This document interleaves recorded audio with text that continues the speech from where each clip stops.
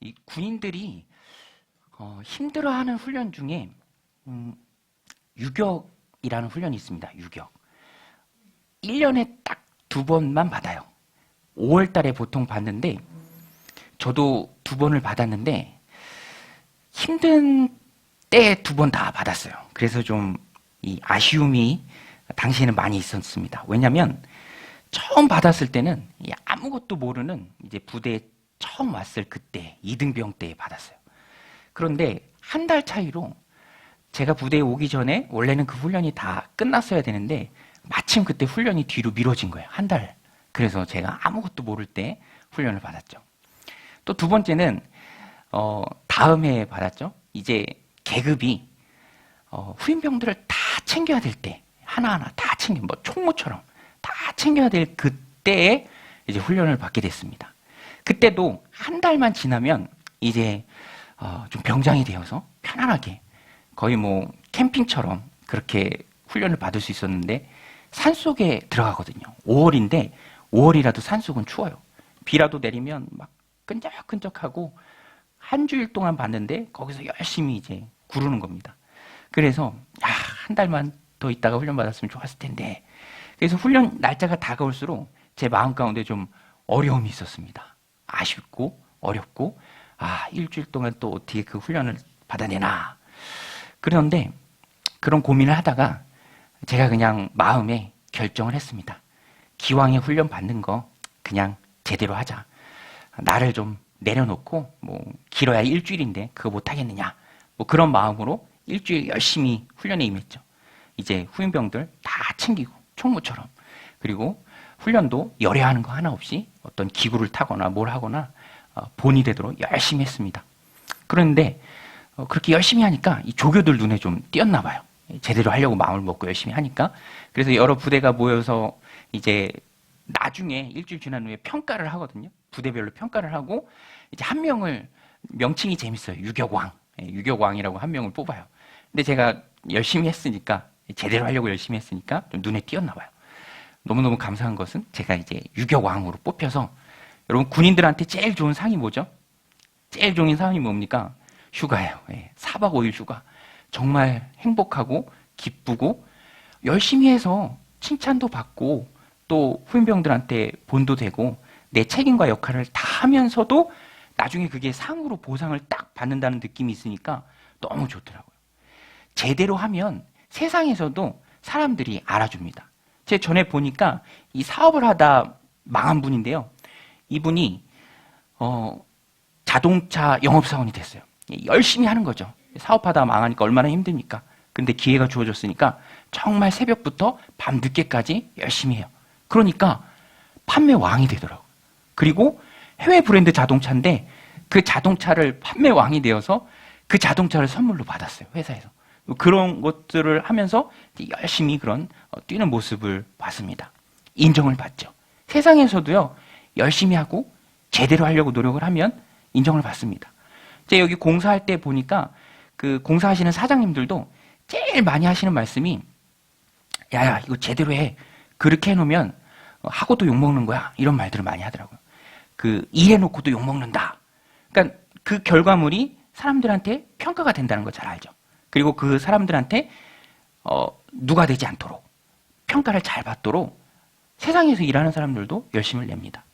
그런데 오늘 우리는요, 하나님 나라에 들어와서 예수님을 영접해서 하나님의 자녀가 되었습니다. 여러분 믿으십니까? 그런데 여기서 하나 더 우리에겐 주어진 축복이 있는데 그게 뭐냐면 하나님의 나라의 확장을 위해 쓰임받는 저와 여러분이 도구라는 거예요. 하나님의 일꾼입니다. 여러분 믿으십니까? 우리가 하나님의 일꾼이에요. 뭐 구원이 끝이 아니잖아요. 예수 믿고 구원 받았으면 이제 하나님의 나라를 위해서 뛰어야 되는 일꾼이죠. 그렇기 때문에 하나님 나라의 일꾼, 하나님의 보내심을 받은 제자, 하나님의 백성 다 일을 해야 됩니다. 일을 해야 되는데 제대로 해야 돼요. 우리 한번 따라서 해보겠습니다. 일을 제대로 하자. 오늘 말씀 제목이에요. 하나님의 일을 제대로 하자. 하나님의 일을 제대로 하면 하나님께서도 우리에게 보상을 주십니다. 칭찬해 주세요. 하나님의 사명자로서 일꾼으로서 하나님 나라에 들어와서 그 하나님 나라의 확장을 위해 우리가 쓰임 받아야 할 터인데, 일꾼인데, 사명자인데 어떻게 일을 해야 될까? 제대로 일을 해야 되는데요. 오늘 본문에 보면 하나님의 일을 제대로 했던 노아가 나옵니다. 하나님의 일을 제대로 한다는 건 무엇일까? 제가 보니까 베드로전서 4장 11절 말씀이 그것하고 많이 비슷합니다. 우리 베드로전서 4장 11절 우리 자막을 보면서 같이 한번 읽어보겠습니다. 시작. 만일 누가 말하려면 하나님의 말씀을 하는 것 같이 하고 누가 봉사하려면 하나님이 공급하시는 힘으로 하는 것 같이 하라. 이는 범사의 예수 그리스도로 말미암아 하나님이 영광을 받으시게 하려 함이니 그에게 영광과 권능이 세세 무궁하도록 있느니라. 아멘. 하나님의 일의 궁극적인 목적은 하나님이 영광을 받으시는 거예요. 내가 하나님 사명자로서, 일꾼으로서 하나님 나라 확장을 위해 일하는 사람으로서 열심히 또 제대로 일을 하면 하나님께서 영광을 받으십니다. 내가 일하는 그 모습을 통해서 모든 사람들이 하나님께 영광을 돌려요. 하나님께 영광이 우리 일의 중요한 목표죠. 일의 성과나 결과물이요, 크게 중요한 것은 아닙니다. 왜냐하면 하나님은 말씀으로 이 세상을 지으신 분이잖아요. 그런 크신 하나님께 우리의 노력과 일의 성과나 결과가 크다 한들 그것이 얼마나 하나님께 득이 되겠습니까? 와, 잘했다, 이렇게나 많이 했네. 그게 아니고 우리의 마음을 보세요. 하나님은 우리의 중심을 보십니다. 그리고 그 일을 얼마나 심실하게 감당했는지 우리의 과정을 하나님께서 보십니다. 그래서 중요한 것은 하나님 앞에 바른 마음이죠. 일을 제대로 하는 것입니다. 오늘 본문은 하나님 앞에서 바르고 또 참되게 일하는 사람, 노아가 나옵니다. 노아를 보면 하나님의 일을 어떻게 감당해야 되는지 우리가 알 수 있다는 것입니다. 첫 번째로 노아는요, 인내했습니다. 노아는요, 답답한 방주 안에서 날짜를 계산해 보면 총 377일을 있었습니다. 굉장히 오래 있었죠. 또 방주는 답답한 곳이잖아요. 배가 아닙니다. 방주는요, 뭘 담는 것에 특화된 상자 같은 거예요. 아크라고 하죠. 그래서 노도 없고 또 키도 없습니다. 일단 그 안에 하나님의 명령을 따라서 담고 나면, 들어가고 나면 그 이후부터 모든 과정은 하나님께 맡기는 거예요. 그러니까 노아는 방주에 들어가고부터 모든 것을 다 하나님께 맡겼죠. 그러면 하나님께서 주권적으로 때에 맞게 알맞게 일해 주십니다. 하나님께서 그 방주를 이끌고 가시고요. 어느 정도 시간이 지났을 때 비를 그치게 하시고 물도 다 물러가게 하시고 결국에는 묻이 드러나게 하시고, 노아가 한 것은 아무것도 없죠. 그냥 그 안에 탄 것입니다. 그리고 그 안에서 기다린 것이죠. 인내죠. 그때 하나님께서 시간이 지났을 때, 작정하신 때가 지나니까 하나님께서 노아를 기억해 주십니다. 오늘 말씀 1절, 2절인데요. 우리 같이 한번 읽어보겠습니다. 1절, 2절 시작. 하나님이 노아와 그와 함께 방주에 있는 모든 들짐승과 가축을 기억하사 하나님이 바람을 땅 위에 불게 하심에 물이 줄어들었고 깊음의 샘과 하늘의 창문이 닫히고 하늘에서 비가 그치매. 하나님께서 하나님의 백성을 기억해 주십니다. 그냥 방주 안에 있는 그대로 두지 않으시고 온 세상을 물로 덮어두신 그대로 두지 않으시고 하나님께서 정하신 시간이 되었을 때 하나님께서 노아와 함께한 방주 안에 있는 모든 생명체들을 기억해 주세요.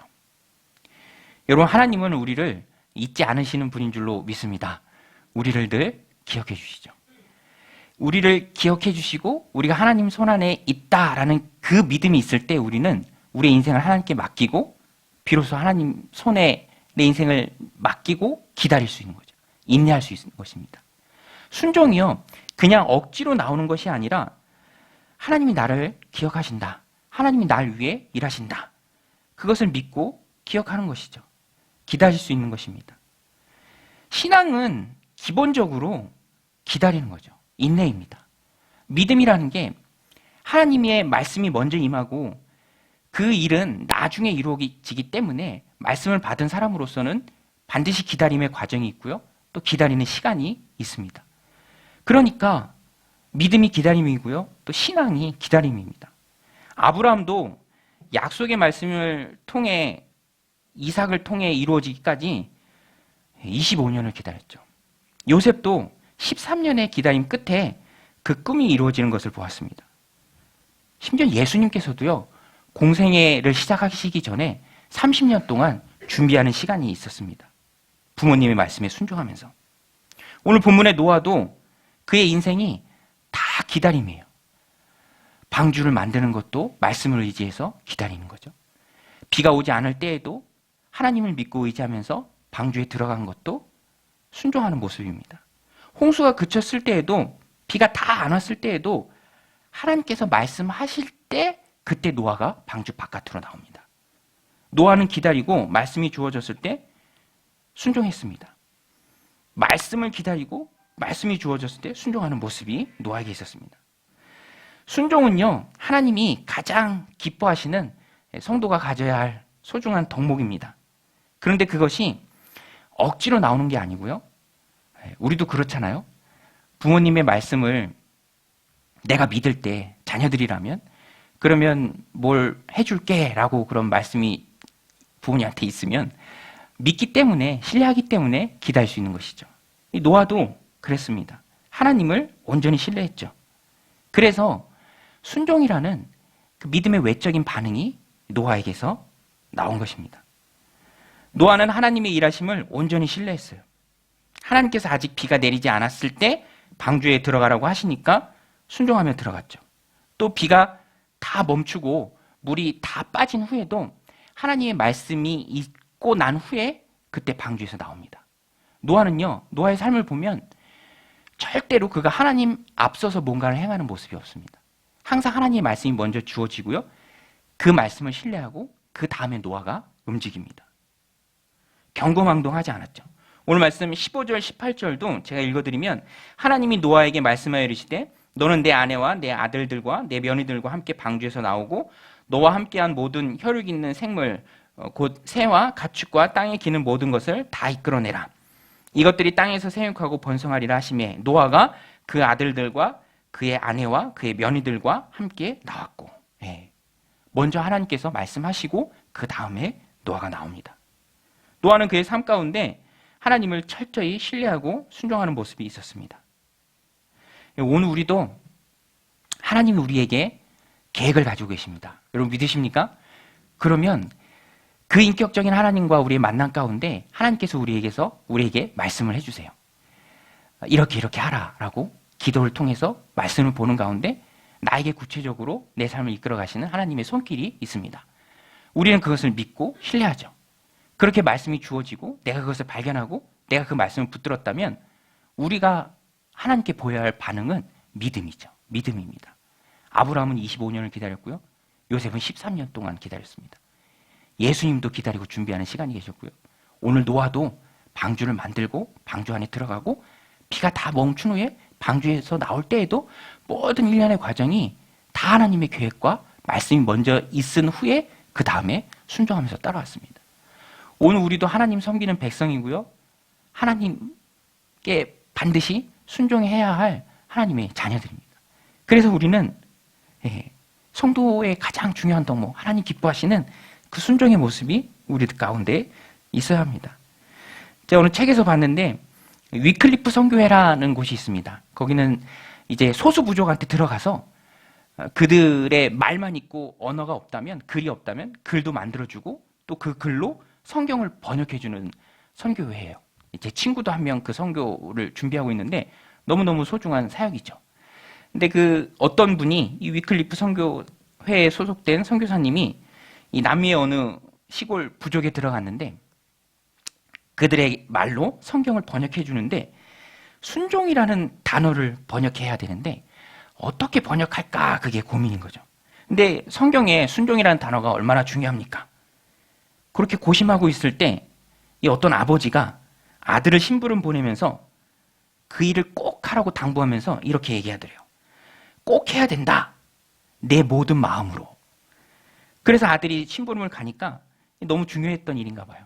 한 번 더 아들 뒤통수 해야 되고 이제 소리를 지른 거죠. 내 마음을 나누지 말아라. 꼭 해야 된다. 내 모든 마음으로 한 번 더 당부 내 마음을 나누지 말라. 이 말이 선교사님, 성경 번역하는 선교사님에게 인상 깊게 들렸습니다. 그래서 순종을 그렇게 번역했어요. 마음을 나누지 않고 모든 마음으로 따라가는 것. 길게 번역했지만 참 좋은 번역이죠. 마음을 나누지 않고 하나님을 따라가는 것. 순종. 순종은 신뢰하는 마음이 첫 번째고요. 그 다음에 마음이 나누지 않고 그 말씀을 꼭 붙들고 따라가는 것입니다. 그런데 세상을 살아보면 우리들도 경험하지만 마음을 나누게 하는 일들이 참 많이 있어요. 하나님의 말씀 내가 붙들고 그 말씀 가운데 순종하려고 하지만 세상이 가만두지 않죠. 우리의 마음을 나누게 합니다. 그래서 온전히 순종하기 어려울 때가 많이 있죠. 그러나 그때 우리가 우리의 마음을 다잡고 마음을 나누지 않고 하나님께 순종한다면 하나님 기뻐하시는 그 순종이 있습니다. 우리 삶 가운데 있습니다. 저도 목회의 성공은 순종이라고 생각합니다. 왜냐하면 교회의 머리가 주님이시잖아요. 그러면 분명히 하나님께서는 머리시기 때문에, 우리 예수님께서는 머리시기 때문에 교회가 나아갈 방향을 여러 가지 경로를 통해서 말씀해 주십니다. 교회는 그 하나님의 음성을, 그 주님의 음성을 세밀하게 듣는 거예요. 어떻게 말씀하시는지. 그리고 그 말씀을 붙들고 순종하는 거죠. 오늘 노아를 보십시오. 처음부터 마지막까지 다 순종입니다. 기다리고요. 나가라고 할 때 나가라고요. 또 그렇게 순종하니까 하나님의 일이 온전히 잘 이루어집니다. 오늘 우리도 인격적인 하나님과의 만남 가운데 하나님께서 우리에게 말씀을 해주십니다. 내가 이런 삶을 살아라. 일을 맡겨주기도 하시고요. 어떤 이 소원하는 마음을 우리에게 주시기도 합니다. 감동을 주시기도 하고요. 저도 최근에 그 친구 목사님이랑 만나서 대화도 하는데 이분도 아주 세밀하게 하나님의 음성을 듣고 있더라고요. 그러면 하나님께서 네가 이런 걸 좀 했으면 좋겠다. 이 친구는 굉장히 교회가 크지 않은 교회인데 그래도 하나님이 주시는 마음 가운데 이 에콰도르 선교사님 섬기고 있는데 그 선교사님 차 사는 걸 위해서 또 열심히 그렇게 준비를 하고 있더라고요. 교회가 또 성도가 세밀하게 이끄시고 말씀하시는 그 하나님의 말씀을 발견하고 그것을 붙들고 내 마음이 나뉘지 않고 온 마음으로 따라가면 오늘 노아처럼 하나님의 일이 이루어집니다. 그것이야말로 하나님의 일을 제대로 하는 것이죠. 순종입니다. 하나님의 말씀을 듣고 일단 말씀을 듣는 기다림이 필요하고요. 또 말씀이 이루어지는 데까지 기다림이 필요하고요. 또 그 말씀을 붙들었다면 순종하면서 나아가는 모습이죠. 오늘 우리도 하나님 말씀에 순종함으로 하나님의 일을 제대로 해내는 그런 믿음의 종들이 다 되시길 바랍니다. 또 노아의 모습 속에서 발견하는 제대로 일하는 모습은요, 하나님 일하심에 대한 소망과 갈망이 있었습니다. 여러분, 노아가 하나님의 말씀을 듣고 움직였지만 그의 삶이 계속 수동적인 삶은 아니었습니다. 노아는요, 하나님의 말씀을 붙들기까지는 기다림의 시간이 있었지만 하나님의 뜻을 붙들었다면 또 하나님 주신 마음에 소원이 있었다면 그것을 이루고자 하는 갈망이 있었어요. 열정이 있었습니다. 수동적이긴 하지만 적극적이고 능동적인 모습도 노아에게 있었어요. 그 모습이 뭐냐면 홍수의 기간이 끝나고 빨리 물이 물러가기를 소망하는 마음이 노아의 마음 가운데 있었습니다. 그래서 노아는요, 그 소망을 품고 자기가 할 수 있는 범위 안에서 할 수 있는 일을 다 했습니다. 무엇을 했냐면 비가 멈추고 나서 창문을 열고 밖을 확인합니다. 그리고 까마귀도 풀고요, 또 비둘기도 몇 차례 풀고 하면서 물이 얼마나 지면에서 감해졌는지를 자기 나름대로 잘 알아보는 모습이 있습니다. 홍수의 시간이 지나가기를 소망하는 이 마음이 노아에게는 간절히 있었고요. 간절히 있는 그 마음이 노아를 통해서 이 표현이 되는 거예요. 오늘 말씀 6절, 8절인데요. 6절, 8절에 보면 40일을 지나서 노아가 그 방주에 낸 창문을 열고 까마귀를 내놓음에 까마귀가 물이 땅에서 마르기까지 날아 왕래하였더라. 또 그가 또 비둘기를 내놓아 지면에서 물이 줄어들었는지를 알고자 하매. 이 노아의 그런 열정적인 모습이죠. 갈망하는 마음이 있습니다. 노아는 말씀을 듣는 일에 있어서는 수동적이었지만 그 말씀을 붙들고 그것을 실천할 때는 굉장히 적극적이고 열정이 있습니다. 여러분 그거 아시죠? 열정이 있는 사람이 관심 있게 행동을 해요. 뭔가를 자꾸 확인을 합니다. 아예 열정이 없는 사람은 알아보지도 않죠. 잘 모릅니다. 그런데 열정이 있기 때문에 어떻게든 그것을 표현하고 나타내는 거죠. 자꾸만 확인한다는 것은 마음이 거기에 있다라는 것입니다. 우리는 하나님 행하시는 일에 마음이 가 있어야 하고요. 또 그 일이 빨리 이루어지기를, 속히 이루어지기를 갈망하는 마음이 있어야 합니다. 네, 저도 이 코로나가 빨리 끝났으면 하는, 모두가 다 바라는 마음이죠. 그런 마음이 많이 있어요. 그래서 의미 없는 줄은 알지만 계속 실시간으로 코로나 확진자도 확인합니다. 또 얼마나 많아졌는지, 얼마나 줄어들고 있는지, 백신 맞은 사람은 얼마나 되는지 항상 마음이 거기에 있기 때문에 그렇죠. 아주 작은 것이지만 지속적으로 소망하고 믿음을 작은 행위지만 표현할 때, 작은 말이지만 내 입술로 고백할 때 나조차도 내가 가지고 있는 그 믿음의 소원과 갈망에 영향을 받게 됩니다. 그래서요, 노아가 이 방주 안에서 이런 행동들을 한 것은 노아의 그런 갈망하는 모습이 표현된 거고요. 그러면서 노아조차도 하나님이 행하시는 그 일에 대한 관심도 커지고요. 또 믿음도 커지고 그 자체가 하나님 앞에서 성장하는 모습이죠. 그래서 우리는 말이 중요합니다. 작은 행동이 중요해요. 믿음의 말들을 고백하면서 믿음의 말들을 표현하면서 또 믿음의 행동들을 하면서 우리의 믿음을 자꾸만 부정적인 것이 아니라 긍정적인 쪽으로 키워나가야 할 필요가 있습니다. 처음에는 이상해도요, 그것들을 계속 말하면서 어느 순간 내가 그 말에 영향을 받고 내 믿음도 커지는 그런 경험을 합니다. 자꾸 부정적인 말을 내뱉으면 거기에도 영향을 받아요. 여러분 그 6일 약국으로 갑시다라는 오래전에 나온 책인데 베스트셀러죠. 6일 약국 갑시다. 지금은 기업의 CEO가 돼 있는 김성호라는 약사분이 지은 책입니다. 이분이요, 약사셨는데 빚을 내서 그 시골에다 마산에다가 아주 조그맣게 약국을 개업했어요. 4.5평. 제일 조그만 약국이죠. 그런데 약국은 작지만 마음은 크게 가졌습니다. 믿음의 행위들이 있고요. 또 그 말을 고백하는 모습들이 있었습니다. 어떻게 그것을 했냐면 무작정 어디를 갈 때 택시를 타는 거예요. 그냥 택시를 타는 거예요. 그리고 택시기사한테 6일 약국 갑시다 이렇게 얘기하는 거죠. 6일 약국 갑시다. 그런데 그 조그만 약국을 누가 알겠어요. 4.5평밖에 안 되는데. 그래도 지속적으로 하는 거예요.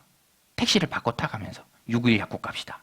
그런데 이 입소문이라는 게 무섭잖아요. 택시기사들 사이에서 입소문이 나고 그러면서 이 6일 약국이 유명해진 거예요. 그 주변에 있는 어떤 그런 큰 건물도 이 6일 약국 옆 무슨 건물 이렇게 돼버리는 거죠. 그러면서 이 6일 약국이 마산하고 창원에서 지역의 랜드마크가 됐습니다.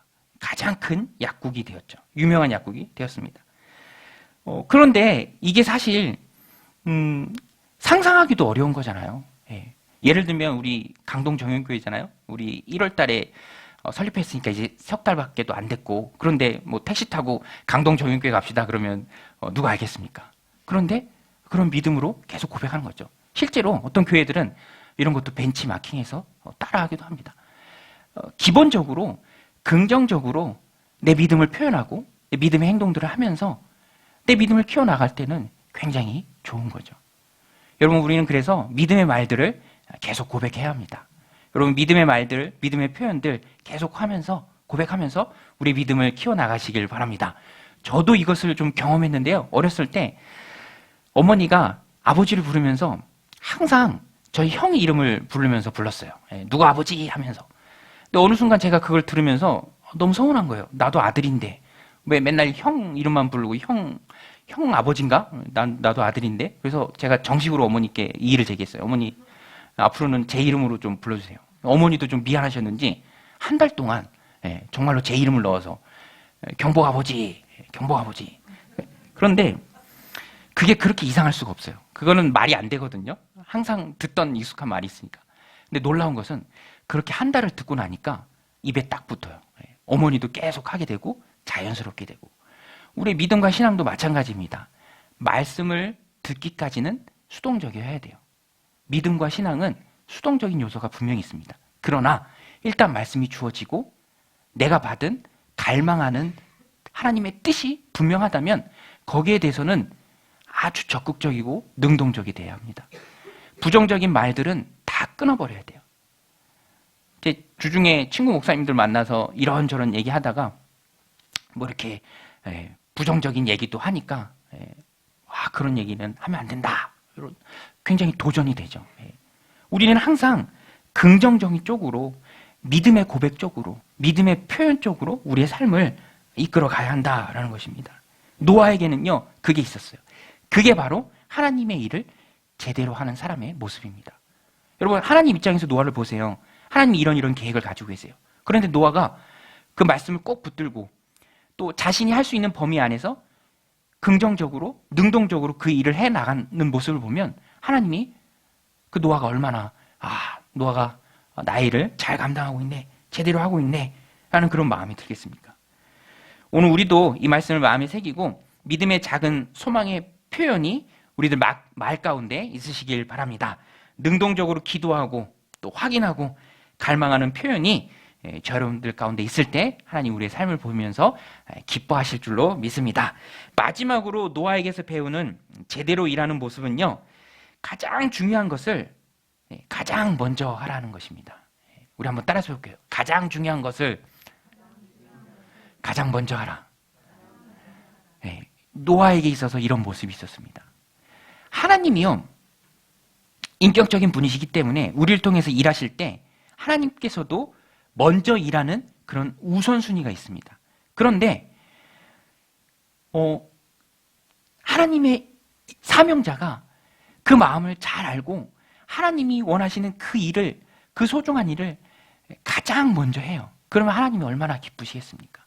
여러분, 성도에게 있어서 가장 먼저 해야 할 일, 이 노아가 방주 안에 377일을 있었습니다. 계산해 보면. 그리고 방주 바깥으로 나왔죠. 방주 안이 1년 넘게 있으니까 얼마나 답답했겠습니까? 밖으로 나오니까 너무 좋았겠죠. 그렇게 밖으로 나온 노아와 노아의 가족들이 가장 먼저 한 일, 그것이 바로 중요한 일인데요. 그것이 바로 하나님께 제사를 드리는 일입니다. 오늘 말씀 20절인데요. 우리 20절 자막을 보면서 같이 한번 20절 읽어보겠습니다. 시작. 노아가 여호와께 제단을 쌓고 모든 정결한 짐승과 모든 정결한 새 중에서 제물을 취하여 번제로 제단에 드렸더니. 여러분, 하나님께서는 예배를 너무너무 기뻐하시는 줄로 믿습니다. 하나님께서는 예배를 기뻐하세요. 우리를 통해서 예배 받는 것을 기뻐하십니다. 얼만큼 기뻐하시냐면 오늘도 이 노아도 밖에 나오자마자 하나님께 제사를 올려드렸을 때 하나님이 기쁘게 흠양하셨어요. 21절 말씀에 보면 여호와께서 그 향기를 받으시고 그 중심에 이르시되 한 가지 약속을 하십니다. 마음에 중요한 말씀을 해주세요. 내가 다시는 사람으로 말미암아 땅을 저주하지 아니하리니 이는 사람의 마음이 계획하는 바가 어려서부터 악함이라. 내가 전에 행한 것 같이 모든 생물을 다시 멸하지 아니하리니. 하나님께서 예배를 기뻐하실 때 예배를 통해서 중요한 약속의 길로 나아가기까지 합니다. 다시는 물로 세상을 심판하지 않으시겠다. 그 말씀을 해주세요. 그만큼 하나님은 예배를 소중하고 또 기쁘게 여기시고 받으십니다. 하나님은 다른 어떤 일보다 가장 먼저 우리의 높임을 받으시기에 합당하신 분입니다. 여러분 믿으십니까? 그래서 우리는 항상 마음의 중심에 하나님이 계셔야 돼요. 하나님.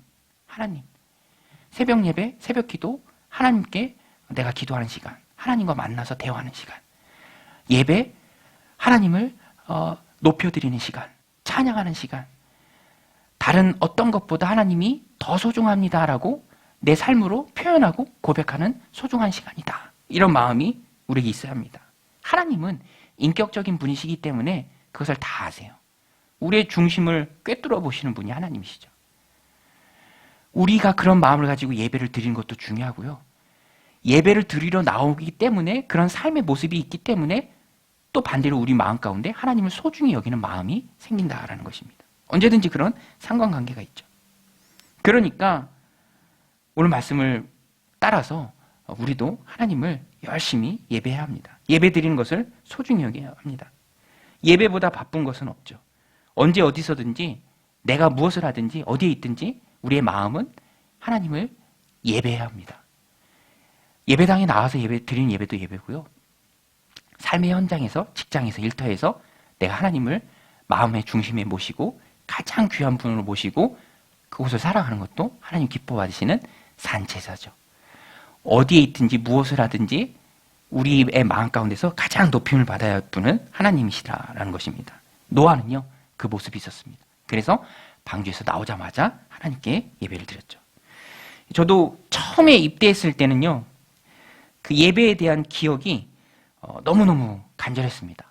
밖에서 예배 드리던 그 시간이 다 생각나고요. 그립고요. 또 예배 드리는 게 기쁘고요. 예배하기 어려운 환경 속에서 예배의 소중함을 깨닫게 되었죠. 그런데 조금 시간이 지나다 보니까 제 마음에서, 그 중심에서 예배가 하나님 또 사랑하고 위하는 마음이 조금씩 사라지는 것을 느낄 때가 있었어요. 그 즈음에 제가 IVP 출판사에서 나온 소책자에 실린 칼럼을 하나 읽었는데 딱 제 얘기를 써놨더라고요.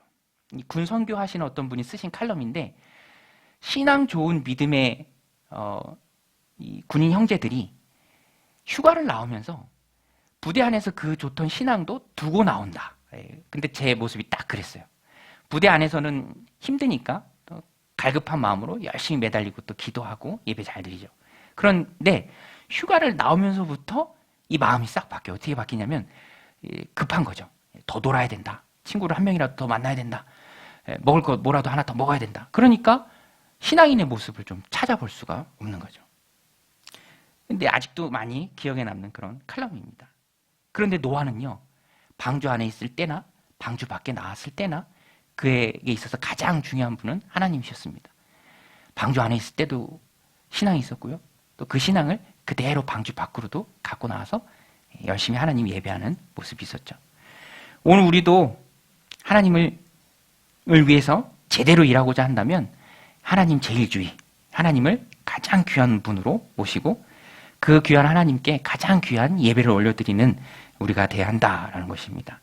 그때 하나님께서 감동하시죠. 오늘 보세요. 예배 드리니까 하나님이 그 향기를 기뻐서 흠양하시고요. 여러 가지 중요한 약속들을 하나님께서 막 해주십니다. 오늘 우리도 하나님 사랑하는 마음으로 하나님 앞에 모여서 예배할 때 하나님께서 하늘문을 여시고 신령한 하늘의 은사들을 또 소중한 약속의 말씀들을 우리도 심령 가운데 넘치도록 부어주실 줄로 믿습니다. 우리 이 믿음 가지고 함께 기도하며 나아갈 때 우리 함께 기도했으면 좋겠습니다. 하나님, 나를 사명자로 부르시고 일꾼으로 부르셨는데 하나님, 내가 제대로 또 진실하게 하나님 일하길 원합니다. 하나님 축복하여 주옵소서. 하나님 기뻐하시는 예배로 우리 하나님께 영광을 돌리는 그런 믿음의 신실한 주님의 자녀들 되게 하여 주시옵소서. 우리 같이 말씀 붙들고 함께 기도하며 나아가겠습니다.